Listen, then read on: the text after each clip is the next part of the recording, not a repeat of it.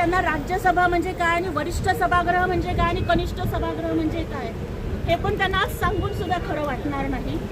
मला वाटतं की माननीय एकनाथ शिंदे साहेबांनी माझ्यासारख्या एका गोर गरीब दलित की बेटी, भीमराज की बेटी, जे मी प्रत्येक वेळेला अभिमानानं सांगते, त्या भीमराज की बेटी, गरीब की बेटी, दलित की बेटीला दिलेला हा न्याय आहे असं मला वाटतं। माझी उमेदवारी माझी नाही आहे, ही बाबासाहेबांच्या हातातील पेनाची उमेदवारी आहे, ही सावित्रीबाई फुलेंच्या हातातील पाटीची उमेदवारी आहे, ही संविधानानं आम्हाला माणूस म्हणून जगण्यासाठी दिलेल्या अधिकाराची उमेदवारी आहे।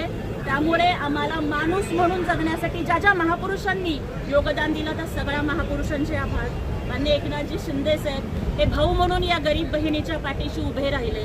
शाळेत असताना पायात चप्पल सुद्धा नसायची आणि अनवाणी पायानं सोलापूरच्या गल्लीच्या रस्त्यावर चालणारी मुलगी आज दिल्लीला जाते, खरं वाटत नाहीये।